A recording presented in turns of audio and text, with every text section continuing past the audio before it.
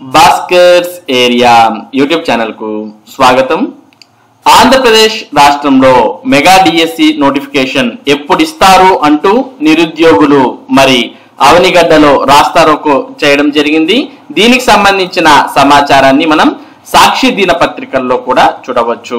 ఇక్కడ మనం చిత్రంలో కూడా చూస్తూ ఉన్నాం.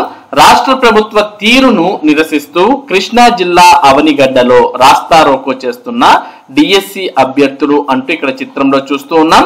అలాగే డిఎస్సి ఎప్పుడు ఇస్తారు, మెగా డిఎస్సి పేరుతో టీచర్ అభ్యర్థులతో బాబు సర్కార్ ఆటలు, 16,347 పోస్టులు ఇస్తామంటూ సీఎం చంద్రబాబు తొలి సంతకం, వైఎస్ జగన్ ప్రభుత్వం ఇచ్చిన డిఎస్సి నోటిఫికేషన్ రద్దు చేసిన బాబు సర్కార్, 8 నెలలవుతున్న మెగా డిఎస్సి పై కప్పదాట్లు, రకరకాల సాకులతో వాయిదాలు, కాలయాపనపై అభ్యర్థుల ఆగ్రహం, అవనిగడ్డలో రోడ్డెక్కిన ఉపాధ్యాయ అభ్యర్థులు, మెగా డిఎస్సి నోటిఫికేషన్ విడుదల చేయాలని డిమాండ్. డిఎస్సి ఎప్పుడు ఇస్తారు, మెగా డిఎస్సి పేరుతో టీచర్ అభ్యర్థులతో బాబు సర్కార్ ఆటలు, 16,347 పోస్టులు ఇస్తామంటూ సీఎం చంద్రబాబు తొలి సంతకం. మెగా డిఎస్సి పేరుతో కూటమి ప్రభుత్వం ఉపాధ్యాయ అభ్యర్థులతో ఆటలాడుతోంది. తాము అధికారంలోకి రాగానే మెగా డిఎస్సితో 25,000 టీచర్ పోస్టులు భర్తీ చేస్తామని ఎన్నికల్లో హామీ ఇచ్చిన చంద్రబాబు నాయుడు సీఎం కాగానే 16,347 పోస్టులతో మెగా డిఎస్సి ఇస్తామంటూ తొలి సంతకం చేశారు. ఇప్పటికీ 8 నెలలు పూర్తయిన డిఎస్సి పై ఎలాంటి ప్రకటన చేయకపోవడంపై ఉపాధ్యాయ అభ్యర్థులు ఆగ్రహం వ్యక్తం చేస్తున్నారు. తమను ప్రభుత్వం నిలువునా మోసం చేసిందంటూ మంగళవారం కృష్ణా జిల్లా అవనిగడ్డలో డిఎస్సి అభ్యర్థులు రోడ్డెక్కారు. గత ప్రభుత్వంలో ఇచ్చిన డిఎస్సి నోటిఫికేషన్ ను కూటమి ప్రభుత్వం రద్దు చేసి మెగా డిఎస్సి పేరుతో తమ జీవితాలతో ఆటలాడుతోందని ఆగ్రహం వ్యక్తం చేస్తూ రోడ్డుపై బైఠాయించి రాస్తారోకో చేశారు. సీఎం చంద్రబాబు 16,347 పోస్టులకు తొలి సంతకం చేసి గత డిసెంబర్కే భర్తీ చేస్తామని హామీ ఇచ్చారు. వైఎస్ఆర్సీపీ ప్రభుత్వం ఇచ్చిన 6,100 పోస్టుల డిఎస్సి నోటిఫికేషన్ ను రద్దు చేశారు. కానీ 8 నెలలు అవుతున్నా నోటిఫికేషన్ ఇవ్వకపోగా పలు సాకులతో వాయిదా వేస్తున్నారని ఉపాధ్యాయ అభ్యర్థులు ఆగ్రహం వ్యక్తం చేస్తున్నారు. ప్రభుత్వం నెల క్రితమే జిల్లాల్లో ఉపాధ్యాయ పోస్టుల ఖాళీల వివరాలను తెప్పించుకుంది. ఆ వివరాలను కూడా వెల్లడించలేదు. నోటిఫికేషన్ పై నిరుద్యోగులను ఇన్ని నెలలుగా మభ్యపెట్టి వాస్తవ పరిస్థితులను వెల్లడించకపోవడంతో అభ్యర్థులు రోడ్డెక్కుతున్నారు. నోటిఫికేషన్ పై నోరు విప్పని ప్రభుత్వం. వైఎస్ఆర్సీపీ ప్రభుత్వం విద్యారంగాన్ని నాశనం చేస్తోంది.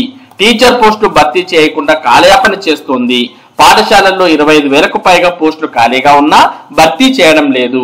మేం అధికారంలోకి రాగానే తొలి సంతకం మెగా డిఎస్సి పైనే 25,000 ఉపాధ్యాయ ఉద్యోగాలను భర్తీ చేస్తాం అంటూ ఎన్నికల్లో నారా చంద్రబాబుతో పాటు కూటమి ముఖ్య నాయకులంతా తెగ ప్రచారం చేశారు. కానీ కూటమి ప్రభుత్వం ఏర్పడగానే మాట మార్చేశారు. ఉన్నవి 25,000 కాదు 16,347 పోస్టులని ప్రకటించారు. అంతేకాకుండా గత ప్రభుత్వం 6,100 పోస్టులతో ఇచ్చిన డిఎస్సి నోటిఫికేషన్ ను సరిగ్గా పరీక్షల ముందు రద్దు చేశారు. తర్వాత కొత్తగా బిఈడి డిఈడి పూర్తి చేసిన వారికి కూడా మెగా డిఎస్సిలో అవకాశం కల్పిస్తామంటూ జూలై 2న నోటిఫికేషన్ ఇచ్చి ఆగస్టులో పరీక్షలంటూ ప్రచారం చేసింది. అనంతరం ఏపీ టెట్ కు డిఎస్సికి 90 రోజుల గడువు ఉండాలంటూ టెట్ షెడ్యూల్ ను తొలుత సెప్టెంబర్ కు తర్వాత అక్టోబర్ కు మార్చారు.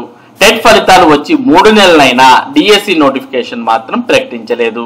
దాదాపు 10 లక్షల మంది ఉపాధ్యాయ అభ్యర్థులు ఆర్థికంగా నలిగిపోతూ డిఎస్సి కోసం ఎదురు చూస్తున్నా కనీసం విద్యాశాఖ మంత్రి కూడా ఫలానా రోజున డిఎస్సి షెడ్యూల్ ఇస్తామని చెప్పే ప్రయత్నం చేయడం లేదు.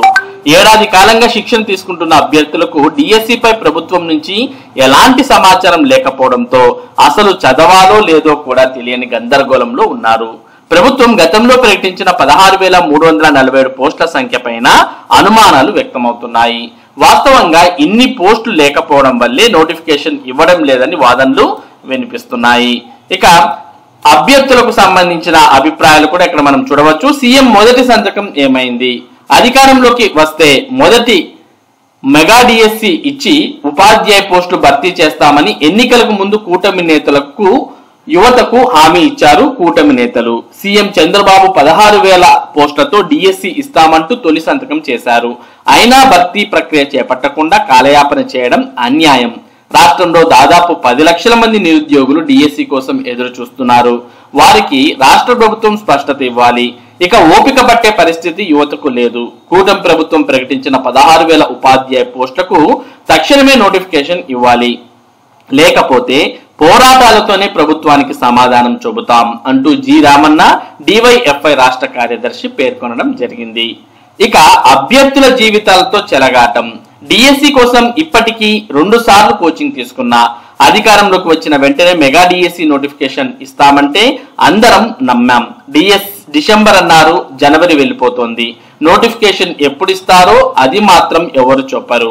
డిఎస్సి అభ్యర్థుల జీవితాలతో చెలగాటం ఆడుతున్నారు అంటే లలిత్ డిఎస్సి అభ్యర్థి తిరువూరు ఎన్టీఆర్ జిల్లా పేర్కొనడం జరిగింది. ఇక 2 ఏళ్ల నుంచి శిక్షణ తీసుకుంటున్నాం. కూటమి ప్రభుత్వం వచ్చిన వెంటనే మెగా డిఎస్సి నోటిఫికేషన్ ఇస్తామని చెప్పారు. 16,000 పోస్టులను భర్తీ చేస్తామని చెప్పారు. రకరకాల సాకులతో వాయిదా వేస్తున్నారు. 2 ఏళ్ల నుంచి శిక్షణ తీసుకుంటున్నాం అంటూ మండల శ్రీను శ్రీకాకుళం జిల్లా వారి యొక్క అభిప్రాయాన్ని తెలియజేయడం జరిగింది. మొత్తానికి ఆంధ్రప్రదేశ్ రాష్ట్రంలో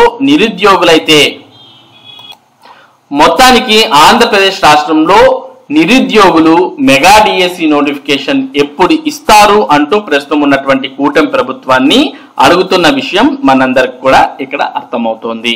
మరోపక్క మెగా డిఎస్సి నోటిఫికేషన్ విడుదలకు అడ్డంకిగా మారినటువంటి ఎస్సీ వర్గీకరణ అనే అంశం సంబంధించి మరి మొన్న రీసెంట్ గా ఎస్సీ వర్గీకరణ నివేదిక ప్రభుత్వానికి సమర్పించడానికి మరికొన్ని రోజుల సమయం అంటే దాదాపుగా 45 రోజుల సమయాన్ని ఎస్సీ వర్గీకరణ కమిషన్ ప్రభుత్వాన్ని కోరడం జరిగింది. మరి ఇప్పుడు ఎస్సీ వర్గీకరణ కమిషన్ నివేదికను సమర్పించడానికి 45 రోజుల సమయాన్ని పొడిగిస్తూ ప్రభుత్వం ఈ రోజు ఉత్తర్వులు జారీ చేయడం జరిగింది. కాబట్టి ఎస్సీ వర్గీకరణకు సంబంధించిన నివేదిక ప్రభుత్వానికి అందడానికి మరో 45 రోజుల సమయం పట్టే అవకాశం ఉంది. మామూలుగా జనవరి 15 కల్లా మరి ప్రభుత్వం చేతికి నివేదిక రావాల్సి ఉన్నింది. మరి ఇప్పుడు 45 రోజుల సమయాన్ని పొడిగించడంతో మరి జనవరి 15 నుంచి ఈ సమయం మరి ఫిబ్రవరి చివరికి చేరడం జరిగింది. అంటే మార్చి నెలలో ఎస్సీ వర్గీకరణకు సంబంధించిన నివేదిక ప్రభుత్వం చేతికి అందే అవకాశం ఉంది. కాబట్టి మరి మార్చ్ 1వ తేదీ వరకు డిఎస్సి నోటిఫికేషన్ వచ్చే అవకాశాలు లేవు అనే విషయం మనకి ఇక్కడ క్లియర్ గా అర్థమవుతుంది.